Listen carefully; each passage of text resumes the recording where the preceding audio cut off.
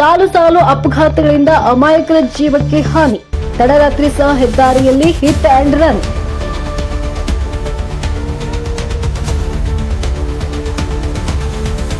ಜಮೀನು ಕಬಳಿಸಲು ಇದ್ದ ಊರಿನವರಿಂದಲೇ ಇಲ್ಲಸಲ್ಲದ ಆರೋಪ. ದೃಷ್ಟಿ ಬೊಂಬೆ ಕಟ್ಟಿದರೆ ವಾಮಾಚಾರವೆಂದು ಪ್ರಚಾರ.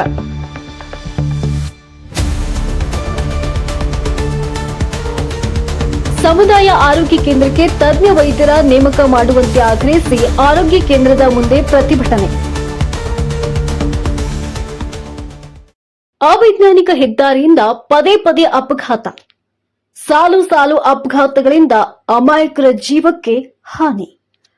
ತಡರಾತ್ರಿ ಸಹ ಹೆದ್ದಾರಿಯಲ್ಲಿ ರಸ್ತೆ ಹಿಟ್ ಅಂಡ್ ರನ್ಗೆ ವ್ಯಕ್ತಿ ಸಾವನ್ನಪ್ಪಿದ್ದಾನೆ. ಹಿಟ್ ಅಂಡ್ ರನ್ ಗ್ರಾಮದ ಸುಧಾಕರ್ ಎಂಬಾತ ಸಾವನ್ನಪ್ಪಿದ್ದಾನೆ. ಅಪಘಾತದ ನಂತರ ವಾಹನ ಸಮೇತ ಚಾಲಕ ಪರಾರಿಯಾಗಿದ್ದು, ಸಾಲು ಸಾಲು ಅಪಘಾತಗಳಿಂದ ರೊಚ್ಚಿಗೆದ್ದ ಗ್ರಾಮಸ್ಥರಿಂದ ಹೆದ್ದಾರಿ ತಡೆದು ಪ್ರತಿಭಟಿಸಲಾಯಿತು. ಸುಧಾಕರ್ ಅಂತ ಹೆಣ್ಮಕ್ಳಿದ್ರು. ಅವ್ರ ಹೆಂಡತಿ ಹೆಸರು ಇದು ಮುನ್ರತ್ನ ಅಂತ. ಹೋದ ವರ್ಷ 4-5 ವರ್ಷ ಆಯ್ತು ಅವ್ರಮ್ಮ ತೀರೋಗಿ. ಇದೇ ಶೇಮ್ ರೋಡ್ ಅಲ್ಲೇ ಅವ್ರಮ್ಮ ತೀರೋದ್ರು. ಶೇಮ್ ಅವ್ರ ಅತ್ತೆ ತೀರೋದ್ರು 2 ದಿವಸದಲ್ಲಿ. ಇವಾಗ ಮಗ ತೀರೋಗಿದ್ದಾನೆ. ಶೇಮ್ ಅವ್ರ ಫ್ಯಾಮಿಲಿನಲ್ಲಿ 4-5 ಜನ ರೋಡ್ ಅಲ್ಲೇ ನ್ಯಾಯ ಕೊಟ್ಟೆ ಇವರು ಈ ಟೈಮ್ ಬರ್ತಾರೆ. ಏನೋ ಒಂದು ಹೇಳ್ಬಿಟ್ಟು ಹೋಗ್ತಾ ಇರ್ತಾರೆ. ಅವ್ರು ನ್ಯಾಯ ಬೇಡವಾ?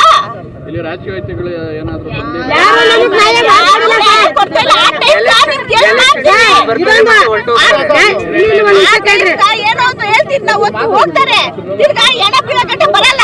ಇಲ್ಲಿ ಎಣ ಬಿದ್ದ ಮೇಲೆ ಬರ್ತಾರೆ. ಎಣ ಬೀಳಗಟ್ಟೆ ಬರಲ್ಲ. ಅವ್ರು ಈ ಕಡೆ ಏನಕ್ಕೂ ಬರಲ್ಲ.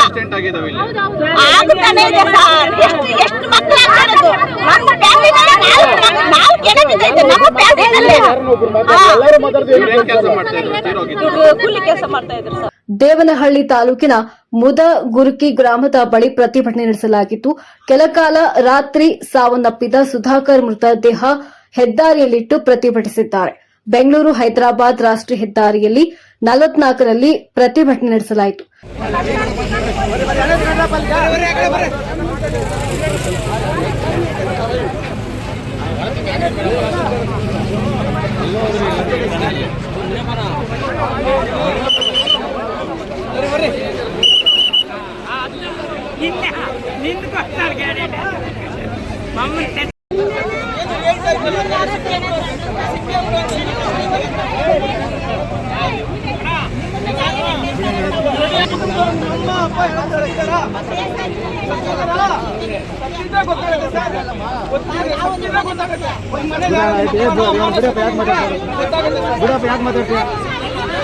ಆಯ್ತಾ ಹೋಗಪ್ಪ, ಅಲ್ಲಿ ಮಾತಾಡ್ರಿ. ಅಲ್ಲಿ ಬಂದಿದ್ದಾರೆ ಮಾತಾಡಿ ಮಾಡ್ತಾರೆ.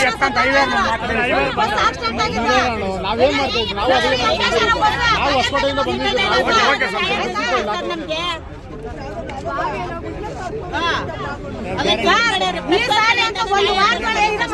ಒಂದು ವಾರದೊಳಗಡೆ ನಮ್ಗೆ ನ್ಯಾಯ ಸಿಕ್ಕಿಲ್ಲ. ತಗೊಂಡ್ಬಂದು ನಾವು ಎಲ್ಲ ಬಿಡಲ್ಲ ಆಯ್ತಾ. ಆಮೇಲೆ ಅವ್ರು ಯಾರು ನಮ್ಗೇನು ಸಾಯಿಸ್ತಾರೆ ಇಲ್ಲ ಉಣ್ಣಾಕ್ಬಿಡ್ಲಿ. ಒಂದು ಪ್ರಾಣಕ್ಕೋಸ್ಕರ ಹಿಂಗ್ ಮಾಡ್ತೀರಾ ಅಂದ್ರಲ್ಲ, ಪ್ರಾಣಕ್ಕೆ ಬೆಲೆ ಇಲ್ವಾ? ಹಾಗಾದ್ರೆ ಪ್ರಾಣ ಬೆಲೆ ಇಲ್ಲ.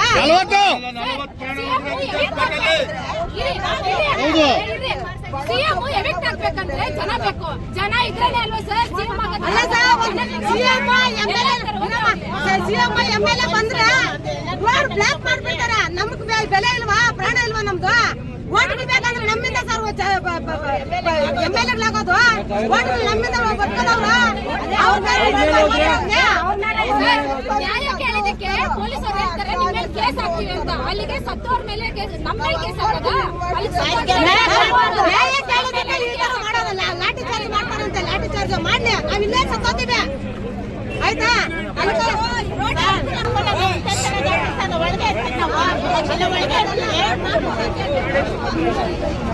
ಇನ್ನು ಗ್ರಾಮದ ಬಳಿ ಅಂಡರ್ ಪಾಸ್ ನಿರ್ಮಾಣ ಮಾಡುವಂತೆ ಒತ್ತಾಯಿಸಿ ಹೆದ್ದಾರಿ ಪ್ರಾಧಿಕಾರದ ವಿರುದ್ಧ ಗ್ರಾಮಸ್ಥರು ಆಕ್ರೋಶ ವ್ಯಕ್ತಪಡಿಸಿದ್ದಾರೆ.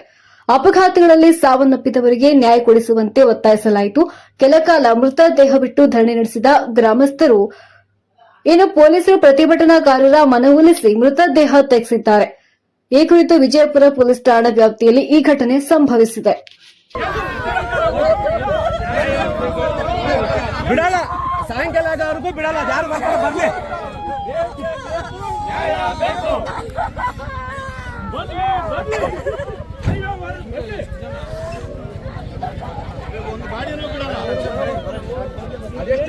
ಯಾರು ಬರ್ತಾರ ಬರ್ಲಿ.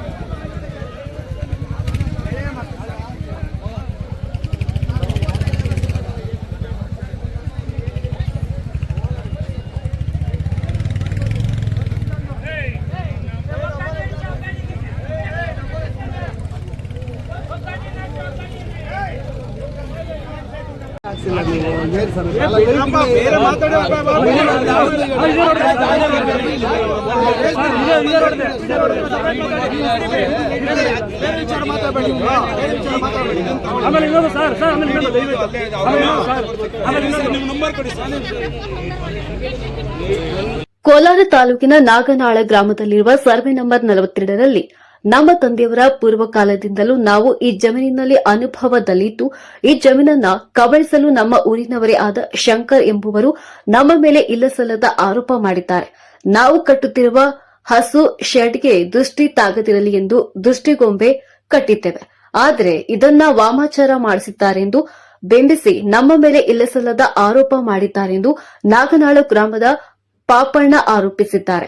ಈ ಜಮೀನು ಮೊದಲು ಸುಮಾರು ಅಡಿ ಆಳವಿತ್ತು. ಹಲವು ವರ್ಷಗಳ ಹಿಂದೆ ನಾವು ಮಣ್ಣು ಹೊಡೆದು ಆಳವನ್ನ ಮುಚ್ಚಿದ್ದೇವೆ. ಇದೀಗ ಹಸುಗಳ ಶೆಡ್ ನಿರ್ಮಿಸಲು ಮುಂದಾಗಿದ್ದು ಆ ಶೆಡ್ಗೆ ಯಾವುದೇ ದೃಷ್ಟಿ ತಾಗದಿರಲಿ ಅಂತ ದೃಷ್ಟಿ ಬೊಂಬೆ ಕಟ್ಟಿದ್ದೇವೆ. ಆದರೆ ಇದನ್ನ ಶಂಕರ್ ಎಂಬುವರು ವಾಮಾಚಾರ ಮಾಡಿಸಿದ್ದಾರೆಂದು ಬಿಂಬಿಸಿದ್ದಾರೆ. ಶಂಕರ್ ಅವರು ಯಾವಾಗಲೂ ಸಹ ನಮ್ಮ ಮೇಲೆ ಕಿರಿಕ್ ಮಾಡುತ್ತಾರೆ. ನಮಗೆ ವಿನಾಕಾರಣ ತುಂಬಾ ತೊಂದರೆ ಕೊಡ್ತಿದ್ದಾರೆ. ಈ ಬಗ್ಗೆ ಪೊಲೀಸ್ ಠಾಣೆಯಲ್ಲೂ ಕೂಡ ದೂರು ದಾಖಲಿಸಿದ್ದೇವೆ. ಅಲ್ಲದೆ ನಾವು ಅನುಭವದಲ್ಲಿರುವ ಜಮೀನನ್ನ ನಮಗೆ ಅಧಿಕೃತವಾಗಿ ಮಾಡಿಕೊಡುವ ಬಗ್ಗೆ ನಾಡ ಕಚೇರಿ ಮತ್ತು ತಾಲೂಕಾ ಕಚೇರಿಯಲ್ಲಿ ಅರ್ಜಿಗಳನ್ನ ಕೊಟ್ಟಿದ್ದೇವೆ. ಆದರೂ ನಾವು ಅನುಭವದಲ್ಲಿರುವ ಜಮೀನನ್ನ ಕಬಳಿಸಲು ಶಂಕರ್ ಮುಂದಾಗಿದ್ದಾರೆಂದು ಆರೋಪ ಮಾಡಿದರು. ನಾಗನಾಳ ಗ್ರಾಮದ ಪಾಪಣ್ಣ ಆದ ನಾವು ಪೂರ್ವ ಕಾಲದಾಗ ನಮ್ಮ ಜಮೀನ್ ಹತ್ರ ಅಲ್ಲಿ ಖಾಲಿ ಜಾಗದಾಗ ತಿಪ್ಪ ಹಾಕಿಂತ ಇದ್ರಿ. ಅದು ಸರ್ವೆ ನಂಬರ್ 42 ಎಲ್ಲರೂ ಹಾಕ್ತಾ ಇದ್ರು, ನಾವು ಹಾಕಿದ್ರಿ, 10 ಜನ ಹಾಕಿದ್ರಿ. ನಾವು ಆ ಥರ ಮಾಡಿ ಈ ಥರ ಸೆಂಟ್ರಲ್ಲಿ ಈ ಶಂಕರ್ ಅವನು ಹಾಕಿವ್ನಿ. ಅದೇ ಜಾಗದಲ್ಲಿ ಅವನು ಮನೆ ಕಟ್ಟಿವ್ನಿ, ನಾನು ಮನೆ ಕಟ್ತಾ ಇದ್ನಿ, ನಾನು ಹಸುವಿನ ಸೊಡ್ಡು ಕಟ್ತಾ ಇದ್ನಿ. ಈ ಥರ ಹಿಂಸೆ ಕೊಡ್ತಾವ್ನಿ. ಯಾವಾಗ ಬಂದು ಬರೋದು ಅವ್ರು ಜಾಸ್ತಿ ಜನ ಇರೋದು, ನಾನು ಒಬ್ಬನೇ ಇರೋದು, ನಮ್ಗೆ ಹಿಂಸೆ ಕೊಡ್ತಾವ್ನಿ. ನಾಗನಾಳ ಗ್ರಾಮದಲ್ಲಿ ಈ ಥರ ಯಾವಾಗ ರೋಲ್ ಕಾಲ್ ಶಂಕರ ಅಂತ ಇವನ ಹೆಸರು, ದ್ವೇಷಸ್ ಅಲ್ಲ ಸರ್ ಇವನು, ರೋಲ್ ಕಾಲ್ ಶಂಕರ ಅಂತ. ಈ ಥರ ಯಾವಾಗ ಹಿಂಸೆ ಜನಕ್ಕೆ ಹೋಗೋದು, ನನ್ಗೆ ದುಡ್ಡು ಕೊಡು ಅನ್ನೋದು, ಎಲ್ಲಿ NRG ಕೆಲಸ ಮಾಡಿದ್ರೆ ಅಲ್ಲಿ ಹೋಗೋದು, ಫೋಟೋ ಇಡೋದು, ಇಲ್ಲ ಅವ್ರ ಹೆಸರು ಕಳ್ಸೋದು. ಈ ಥರ ಮಾಡಿ ರೋಲ್ ಕಾಲ್ ಬರ್ತಾವ್ನಿ. ಯಾವಾಗಲೂ ಈ ಥರ ನಮ್ಗೆ ಹಿಂಸೆ ಕೊಡ್ತಾವ್ನಿ. ನಾನು ದೃಷ್ಟಿ ಬಂದು ಕಟ್ಟಿರೋದು, ನನ್ನ ಮನೆಗೋಸ್ಕರಾಗಿ ನಾನು ದೃಷ್ಟಿ ಬಂದು ಕಟ್ಟಿರೋದು, ಅವ್ರ ಮನೆ ಹತ್ರ ಕಟ್ಟಿಲ್ಲ. ನನ್ನ ಸೈಡ್ ಹತ್ರ ನಾನು ಕಟ್ಕೊಂಡಿರೋದು. ಏನೋ ಆಳ್ಕಾಳು ಓತಾರ ದಾರ್ಯಾಗ ಇಷ್ಟ ಆಗ್ತದಂತ ಕಟ್ಟಿದ್ವಿ.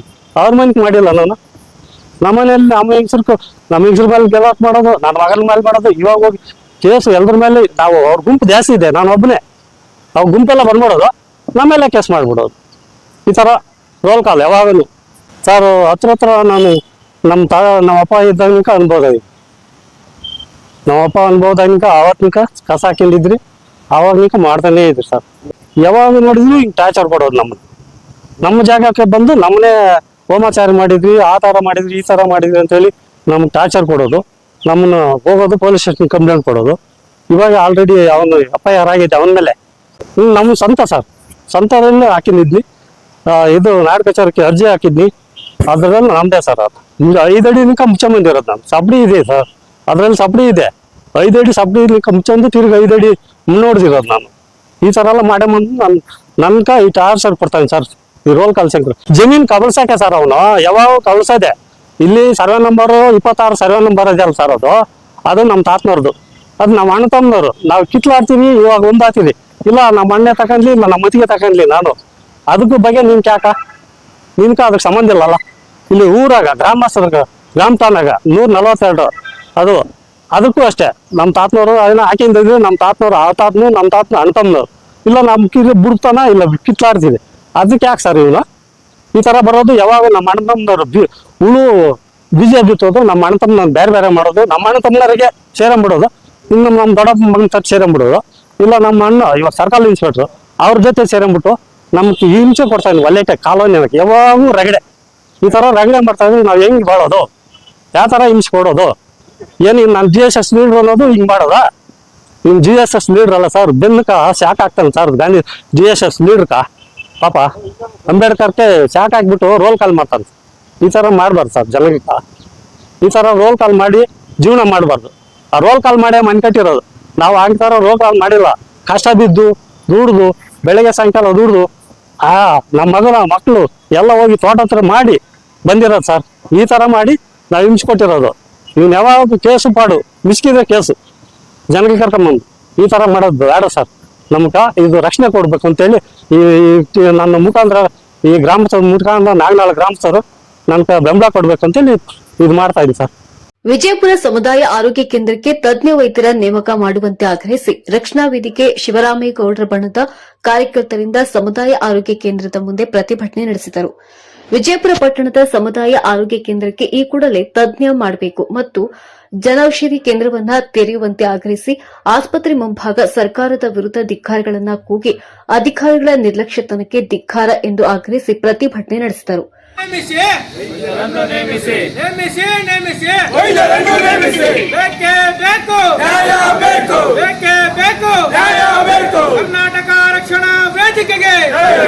ಕರ್ನಾಟಕ ರಕ್ಷಣಾ ವೇದಿಕೆಗೆ ರಾಜ್ಯ ಸರ್ಕಾರಕ್ಕೆ ಹೇಳಿದಿಕ್ಕಾರ, ರಾಜ್ಯ ಸರ್ಕಾರಕ್ಕೆ ಹೇಳಿದಿಕ್ಕಾರ. ಬೇಕೇ ಬೇಕು, ಬೇಕೇ ಬೇಕು.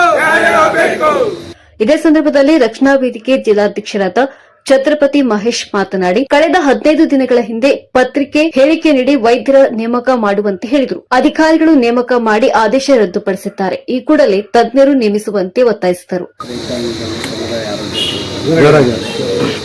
50,000 ಜನಸಂಖ್ಯೆ ಪಟ್ಟಣದಲ್ಲಿ ಈ ಹಿಂದೆ ಮಹಿಳಾ ತಜ್ಞರಾಗಿರ್ಬೋದು, ಮಕ್ಕಳ ತಜ್ಞರಾಗಿರ್ಬೋದು, ನಿಂತ ತಜ್ಞರಾಗಿರ್ಬೋದು, ಎಲ್ಲ ರೀತಿಯ ಚಿಕಿತ್ಸೆ ನೀಡಲಾಗಿದೆ. ಈ ಸರ್ಕಾರದ ಬಂದಾಗಿಲ್ಲ 2 ರಿಂದ 3 ತಿಂಗಳಿಂದ ವೈದ್ಯರ ತುಂಬ ಕೊಡ್ತಾಯಿದೆ.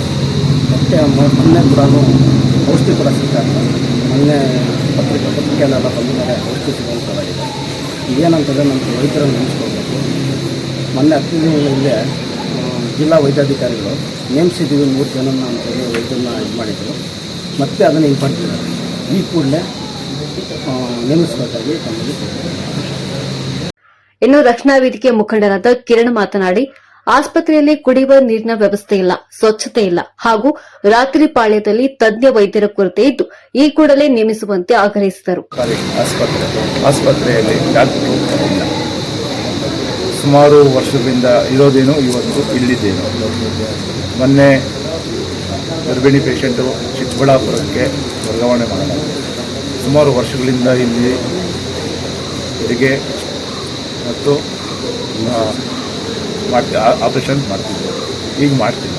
ಅದು ಯಾಕೆ ಮಾಡ್ತೀವಿ? ಅವತ್ತು ಇದ್ದಿದ್ದೇನು, ಇವತ್ತು ಇಲ್ಲಿದ್ದೇನು. ಇವತ್ತು ಡಾಕ್ಟ್ರುಗಳು 3 ಡಾಕ್ಟ್ರುಗಳನ್ನ ನೇಮಕ ಮಾಡಿದ್ರು.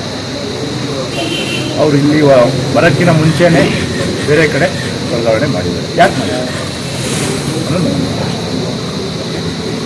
ಏನಿಲ್ಲ. ಡಾಕ್ಟ್ರ್ ಇಲ್ಲ. ಭಾನುವಾರದತ್ತು ಬಂದರೂ ಡಾಕ್ಟರ್ ಅಲ್ಲ, ಸೋಮವಾರ ಬಂದರೂ ಡಾಕ್ಟರ್ ಅಲ್ಲ. ಅವ್ರಿಗೆ ಇಷ್ಟ ಬಂದಂಗೆ ಬರ್ತಾರೆ, ಇಷ್ಟ ಬಂದಂಗೆ ಹೋಗ್ತಾರೆ. ಇದು ಒಂದು ಏನಂತ ಅಂದ್ಕೊಂಡಿದ್ದಾರೆ.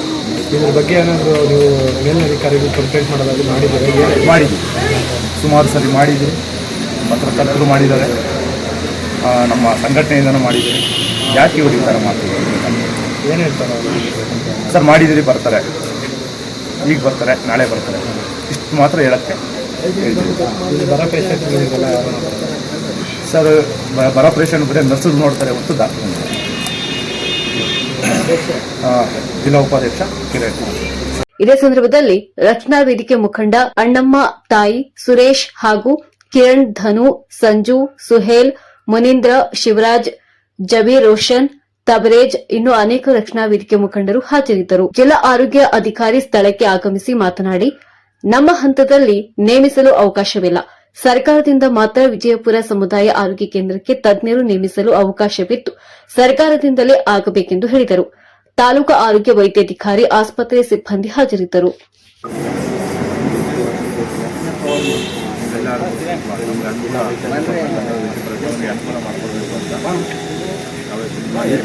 ಹಂಗೆ ಹೋಗೋಣ, ಹಿಂದಕ್ಕೆ ಹೋಗೋಣ, ಅಲ್ಲೇ ನಗರದ ಹಳೆಯ ಐಡಿಎಸ್ಎಂಟಿ ಮಾರುಕಟ್ಟೆಯ ಮಳಿಗೆಗಳ ತೆರವು ಹಾಗೂ ಪುನರ್ ನಿರ್ಮಾಣದ ಕುರಿತಂತೆ ಉದ್ಭವಿಸಿರುವ ಗೊಂದಲಗಳನ್ನು ಬಗೆಹರಿಸಲು ಜಿಲ್ಲಾಧಿಕಾರಿ ಪಿಎನ್ ರವೀಂದ್ರ ಅವರು ನಗರಸಭೆ ಕಾರ್ಯಾಲಯದಲ್ಲಿ ವ್ಯಾಪಾರಸ್ಥರೊಂದಿಗೆ ಮಹತ್ವದ ಸಭೆ ನಡೆಸಿದರು. ಸಭೆಯಲ್ಲಿ ಮಾತನಾಡಿದಂತ ಜಿಲ್ಲಾಧಿಕಾರಿಗಳು ಮಾರುಕಟ್ಟೆಯ ಅಭಿವೃದ್ಧಿ ದೃಷ್ಟಿಯಿಂದ ಹಳೆಯ ಮಳಿಗೆಗಳನ್ನು ತೆರವುಗೊಳಿಸಿ ಸುಸಜ್ಜಿತ ಸಂಕೀರ್ಣ ನಿರ್ಮಿಸುವ ಸರ್ಕಾರದ ಯೋಜನೆಯ ಬಗ್ಗೆ ವಿವರಿಸಿದರು. ಮಳಿಗೆಗಳನ್ನು ನಂಬಿಕೊಂಡಿರುವಂತಹ ವ್ಯಾಪಾರಸ್ಥರಿಗೆ ಯಾವುದೇ ರೀತಿಯ ಅನ್ಯಾಯವಾಗದಂತೆ ಕ್ರಮ ವಹಿಸಲಾಗುವುದೆಂದು ಭರವಸೆ ನೀಡಿದರು. ಬೇರೆ ಉದ್ದೇಶ ಏನೂ ಇಲ್ಲ. ಯಾರು ಸಾವಿರ ತರ ಮಾತಾಡೋದು ಉದ್ದೇಶ ಒಂದೇ, ನಿಮ್ಗೆಲ್ಲರಿಗೂ ಇನ್ನೂ ಒಳ್ಳೆ ಒಂದು ಜಾಗವನ್ನು ಕ್ರಿಯೇಟ್ ಮಾಡಿಕೊಡ್ಬೇಕು. ಇನ್ನೂ ಒಂದಷ್ಟು ವೈಜ್ಞಾನಿಕವಾಗಿ ಬಳಕೆ ಮಾಡಿದ್ರೆ ಇನ್ನೂ ಒಂದು 50 ಜನ 100 ಜನನ ಎಕ್ಸ್ಟ್ರಾ ಮಾಡಿ ಇನ್ನೂ ಎಲ್ಲರಿಗೂ ಚೆನ್ನಾಗಿರೋ ಒಂದು ಅವಕಾಶ ಮಾಡಿಕೊಡ್ಬೇಕನ್ನೋ ಒಂದು ಉದ್ದೇಶ ಬಿಟ್ಟರೆ ಬೇರೆ ಯಾವ ಉದ್ದೇಶನೂ ಕೂಡ ಇಲ್ಲ. ಗೊತ್ತಾಯ್ತಾ? ಹಾಗಾಗಿ ತಾವೆಲ್ಲ ಸಹಕರಿಸಬೇಕು. ಸಮರೋಪಾದಿನಲ್ಲಿ ಮಾಡಿ ಅದನ್ನು ಒಂದು 11 ತಿಂಗಳೊಳಗಡೆ 12 ತಿಂಗಳೊಳಗಡೆ ಮುಗಿಸಿ ವಿದ್ಯುಕ್ತವಾಗಿ ಚಾಲನೆ ಕೊಟ್ಟು ತಾವೆಲ್ಲ ಹೋಗೋದು ಒಳ್ಳೆಯ ಜೀವನ ಕಟ್ಕೊಳ್ಳೋ ಕೆಲಸ ಆಗಬೇಕು. ಅಷ್ಟೇ ಉದ್ದೇಶ. ಅಧಿಕೃತವಾಗಿ ಮಳಿಗೆಗಳನ್ನು ಹೊಂದಿರುವ ಬಾಡಿಗೆ ಪಾವತಿಸುತ್ತಿರುವ ವ್ಯಾಪಾರಸ್ಥರ ಪಟ್ಟಿಯನ್ನು ಪರಿಶೀಲಿಸಲಾಗುತ್ತಿದೆ. ಅರ್ಹ ವ್ಯಾಪಾರಿಗಳಿಗೆ ಮೊದಲ ಆದ್ಯತೆ ನೀಡಲಾಗುವುದು. ಐಡಿಎಸ್ಎಂಟಿ ಮಾರುಕಟ್ಟೆಯ ಅಭಿವೃದ್ಧಿ ನಗರದ ಬೆಳವಣಿಗೆಗೆ ಪೂರಕವಾಗಿದೆ. ವ್ಯಾಪಾರಸ್ಥರು ಆತಂಕ ಪಡುವ ಅಗತ್ಯವಿಲ್ಲ. ಕಾನೂನು ಚೌಕಟ್ಟಿನಲ್ಲಿ ಎಲ್ಲರಿಗೂ ನ್ಯಾಯ ಒದಗಿಸಲಾಗುವುದು. ನಗರಸಭೆಯ ಅಧಿಕಾರಿಗಳಿಗೆ ಬಾಕಿ ಇರುವ ಬಾಡಿಗೆ ವಸೂಲಿ ಮತ್ತು ದಾಖಲೆಗಳ ಸಮರ್ಪಕ ನಿರ್ವಹಣೆಗೆ ಸೂಚನೆ ನೀಡಲಾಗಿದೆ ಎಂದು ತಿಳಿಸಿದರು. 79 ಅಧಿಕೃತ ಬಿಲ್ಡಿಂಗ್ ಅದನ್ನು ಹೊರತುಪಡಿಸಿ ಹೊರಗಡೆ ಯಾರು ವ್ಯಾಪಾರ ಮಾಡ್ತಾ ಇದ್ರೆ ಅವ್ರನ್ನು ಕೂಡ ಪಟ್ಟಿ ಮಾಡಕ್ಕೆ ಹೇಳಿದ್ದೀವಿ. ಹೆಚ್ಚುವರಿ ಅಂಗಡಿ ಆಗುತ್ತೆ. ಅಲ್ಲಿ ಕಟ್ಟೋದು ನಾವು 179 ಅಲ್ಲ, ಕಟ್ಟೋದೊಂದು 250 300 ಅದು ಫೈನಲ್ ಆಗುತ್ತೆ. ಶಾರ್ಟ್ಲಿ 1 or 2 ಡೇಸಲ್ಲಿ ಫೈನಲ್ ಆಗುತ್ತೆ. ಕಟ್ತಾ ಇರೋದೇ ತಿಂಗಳಿಗಾಗಿ. ಇಲ್ಲಪ್ಪ ನೋಡು, ನಾನು ಅದನ್ನ